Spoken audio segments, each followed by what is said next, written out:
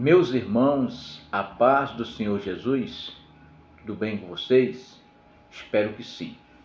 Aqui quem vos fala é o evangelista Adriano Fortes e nessa oportunidade estou aqui para, juntamente com os irmãos, olhemos algumas lições preciosas que temos aqui na segunda lição desse segundo trimestre da Betel Dominical desse ano corrente de 2024.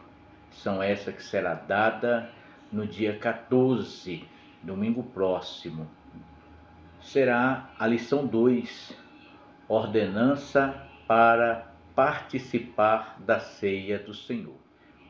O tema trimestral é ordenanças bíblicas, doutrinas fundamentais imperativas aos cristãos para uma vida bem-sucedida de comunhão com Deus. A lição dessa semana, como eu já disse, é a lição de número 2, onde trataremos da ordenança para participar da ceia do Senhor. No nosso texto áureo temos já aí uma das exigências para participarmos da ceia do Senhor. Examine-se, pois, o homem a si mesmo, e coma deste pão e beba deste cálice. 1 Coríntios, capítulo 11, o versículo 28. Na verdade aplicada, temos uma preciosa lição. A ceia do Senhor aponta para a continuidade da nossa comunhão com o Senhor pela nova aliança. O texto de referência, que é o texto tradicional usado nas ceias de nossas igrejas, 1 Coríntios, capítulo 11, aqui o texto de referência vai do 23 ao 26, mas geralmente na nossa igreja é usado até o 28 e o 29, quando não se estende até verso de número 34. Então, hoje nós vamos estudar sobre a ceia do Senhor. Ceia essa que, como nós vamos aprender, foi instituída por Jesus na noite que foi traído.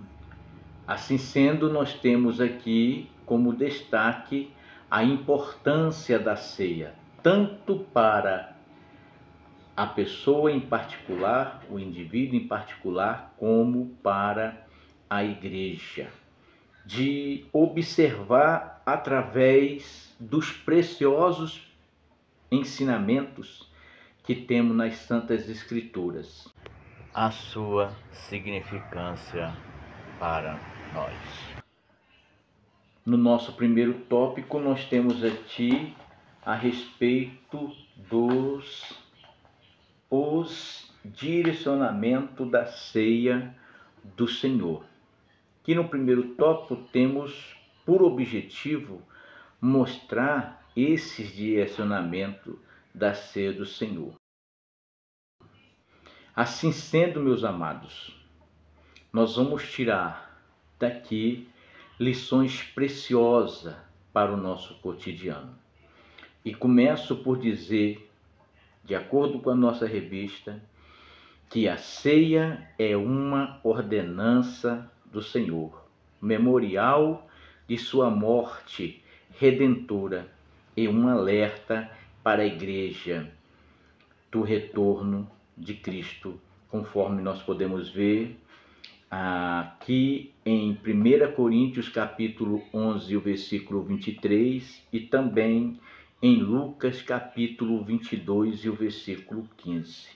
A ceia, como já vimos no texto de referência, no verso 23, ela foi instituída por Jesus na noite em que foi traído.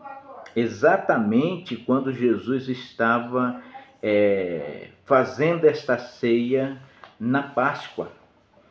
A Páscoa era uma das 3 grandes festas dos judeus, sendo as 2 outras festas, a festa de Pentecoste e a festa das barracas ou dos tabernáculos.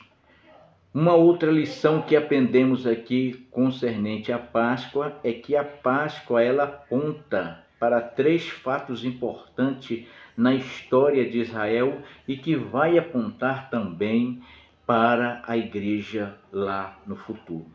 Primeiro, o fim da escravidão vivida no Egito e o início de uma nova vida que Deus havia prometido ao povo israelita.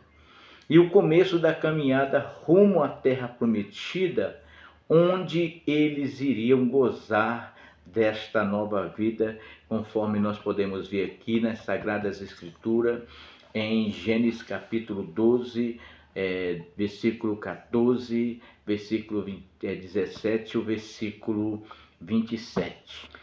A Páscoa judaica era, como eu disse, apontando para a igreja, um tipo, a perfeita obra da redenção consumada por Jesus na cruz.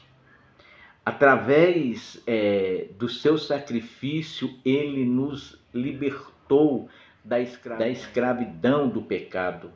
Assim sendo, ele nos proporciona um novo começo, um novo nascimento, como falamos na lição passada, nos garantindo assim, no futuro, estarmos para sempre com ele, se seguirmos as ordenanças que aqui está. Uma outra lição que é tirada daqui está no ponto de partida. A ceia fala de perdão, comunhão e amor.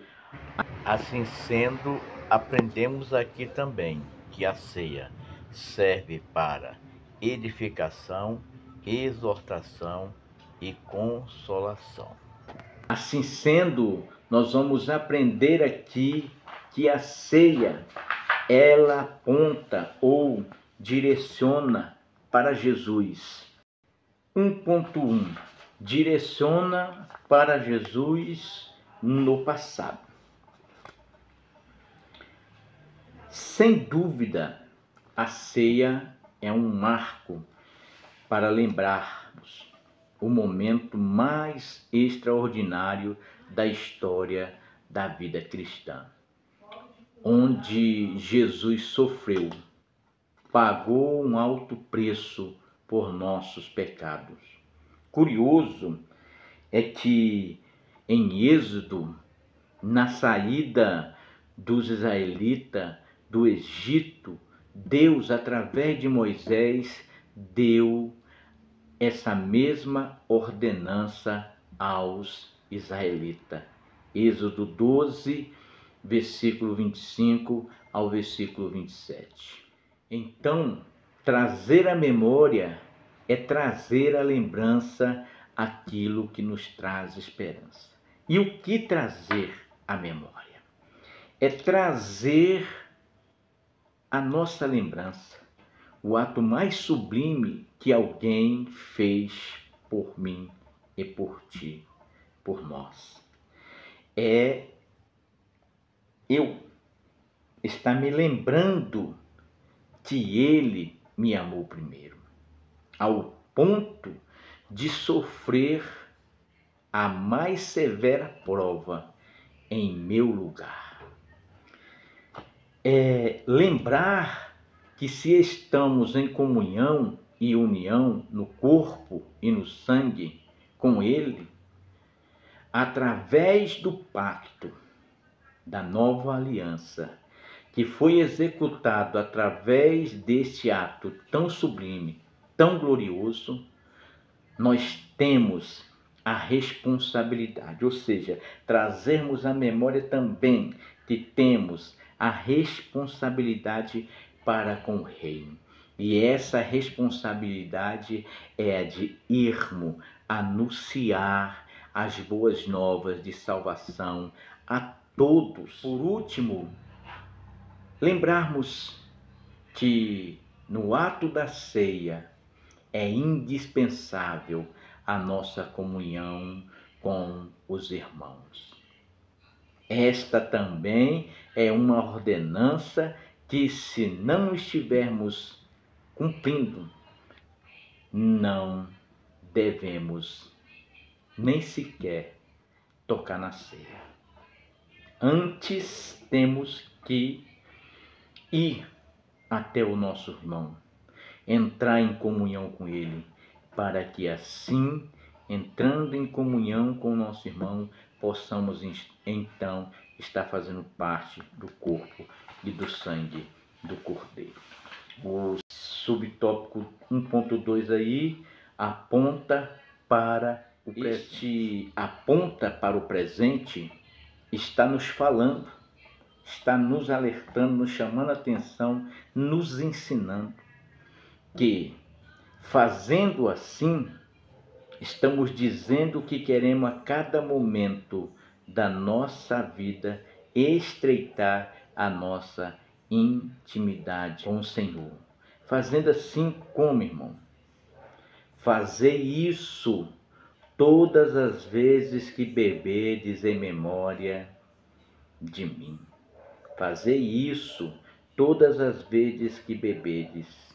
Então, todas as vezes que participamos do corpo e do sangue, é o que o texto está nos ensinando, que estamos estreitando a nossa comunhão com o Senhor, a nossa intimidade com o Senhor, até que Ele venha. Uma outra situação aqui é falarmos sobre a questão do corpo e do sangue.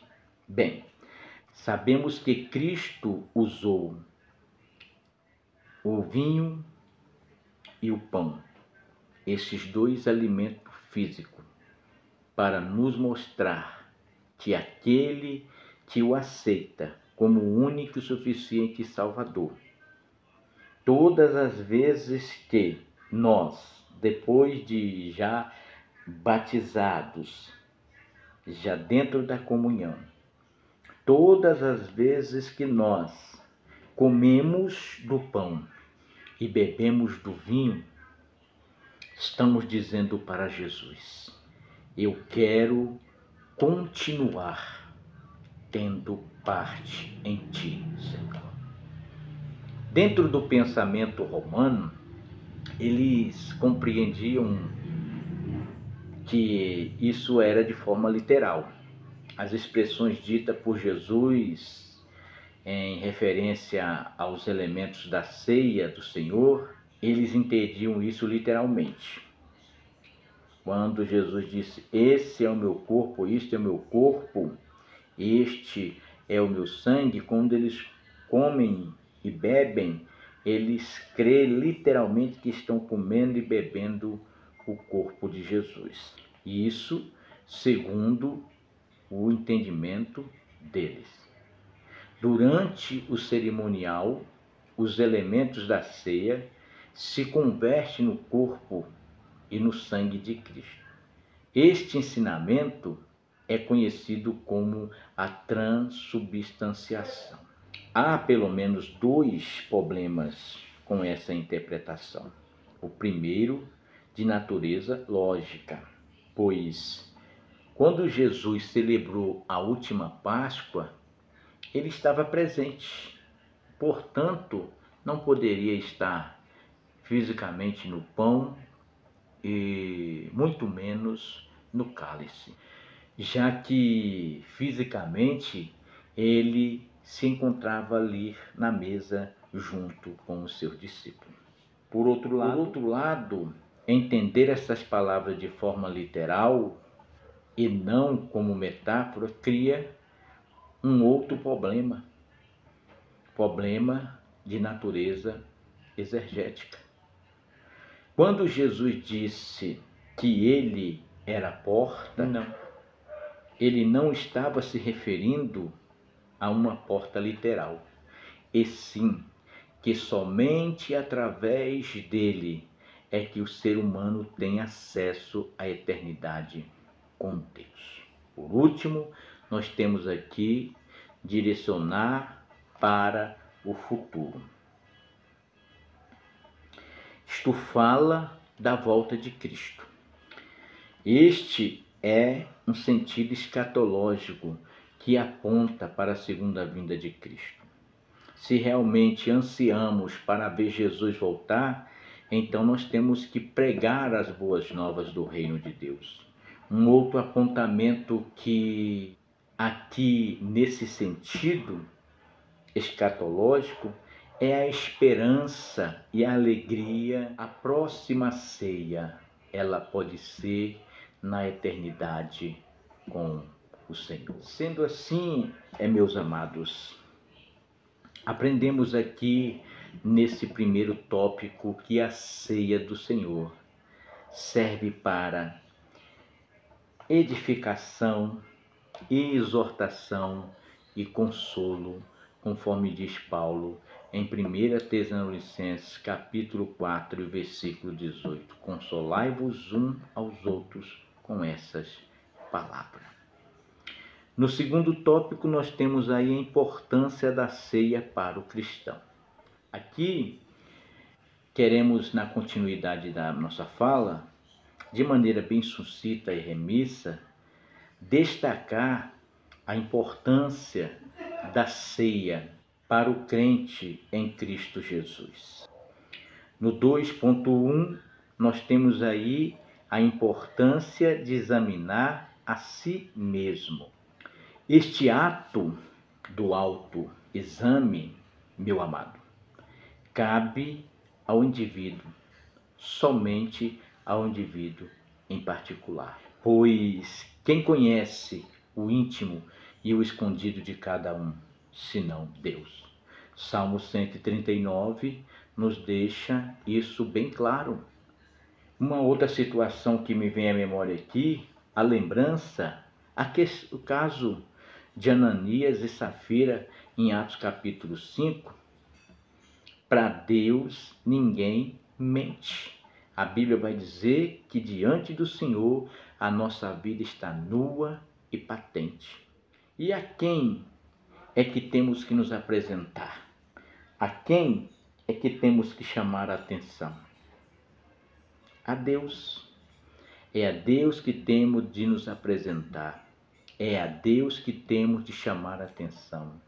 É Ele quem vai nos absorver ou nos condenar. E Ele não fará isso de qualquer forma. Deus é justo. Ele vai usar como base, a própria Bíblia diz, as nossas. Por isso, precisamos dioturnamente fazer isso aqui. Examinar cada um a si mesmo. E assim sendo, observar se estamos em condição de participar da ceia ou se não estamos em condição. Se não estivermos em condição, a Bíblia nos aconselha para que nós nos aproximemos do Senhor, nos consertemos com Ele e não deixemos de cear, porque o deixar de cear é dizer para Cristo: eu não quero fazer parte em ti. Então nós temos que nos consertar agora, pois o dia de amanhã a nós não pertence.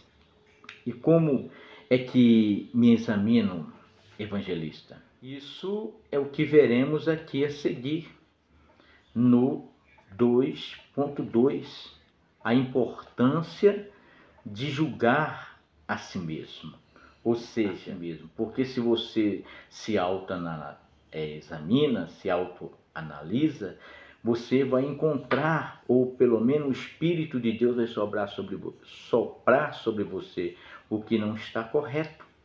E aí vai depender de mim ou de você nos esforçarmos, porque na verdade nós temos que lutar para nos manter diuturnamente com uma vida de santidade diante de Deus, não somente no dia da Santa Ceia, mas nós temos que nos preocupar em entender que há um peso no ato da Santa Ceia.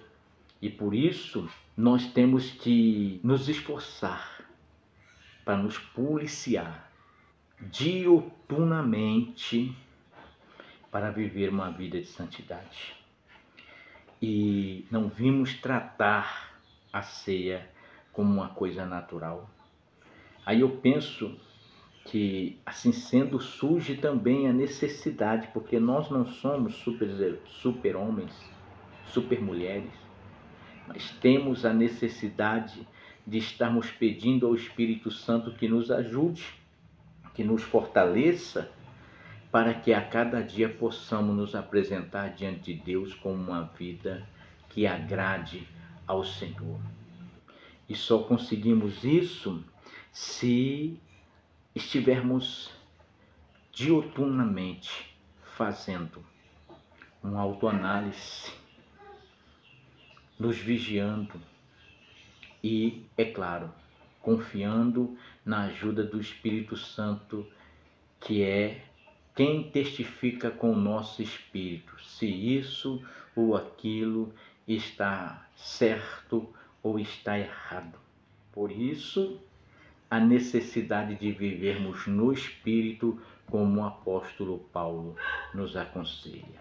Nos autoanalisando, seremos levados a outra importância da ceia na vida do cristão.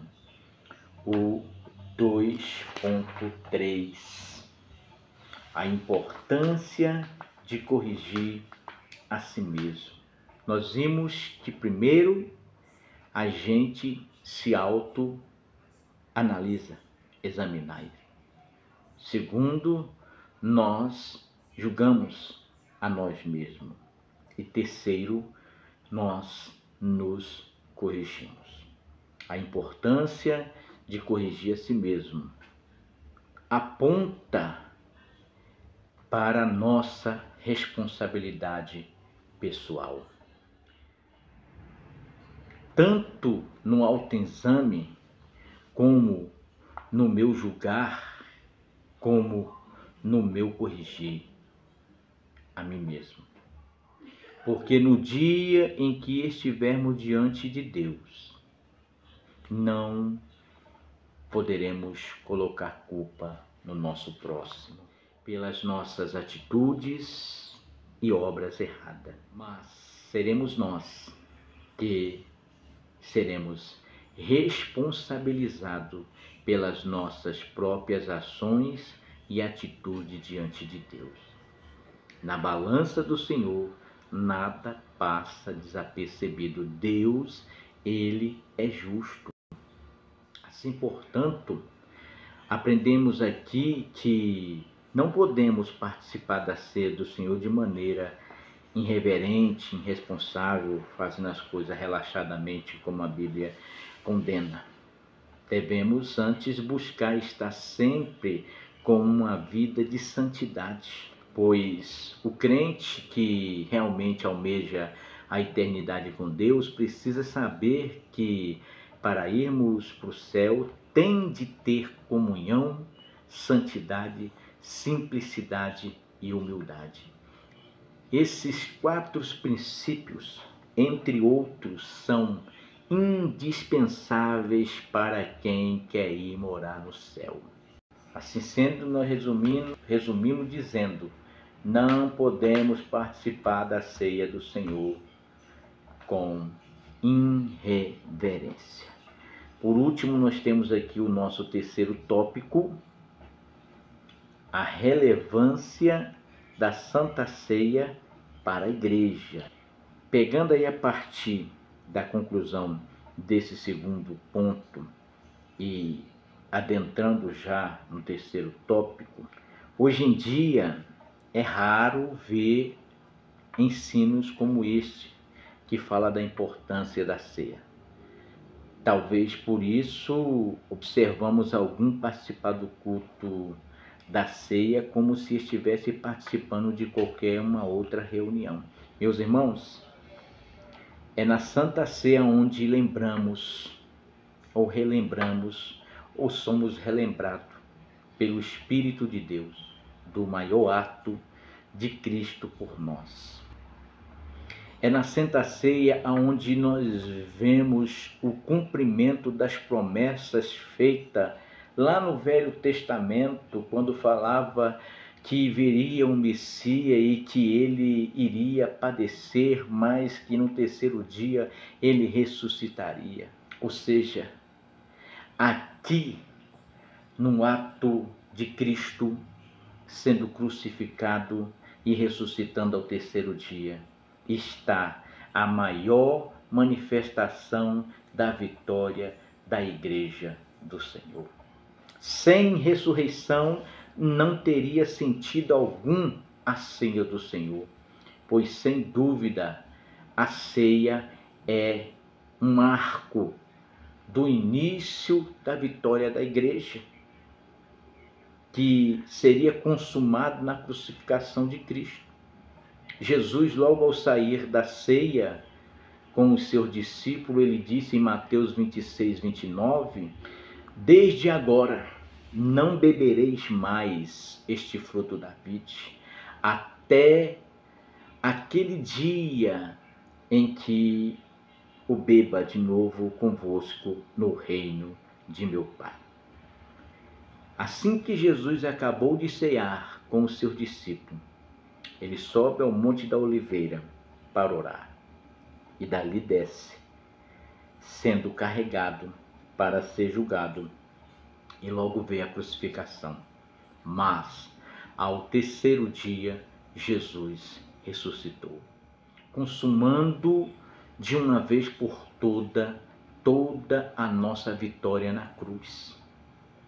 Quando Jesus instituiu a ceia, ele estava também comunicando à igreja três importantes princípios que devem ser exercitados na vida cristã.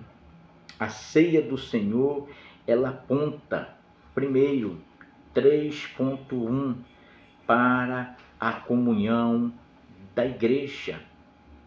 Como já disse acima, uma das ordenanças para se participar da ceia é estarmos em comunhão uns com os outros. A comunhão, ela é de extrema importância para a nossa salvação.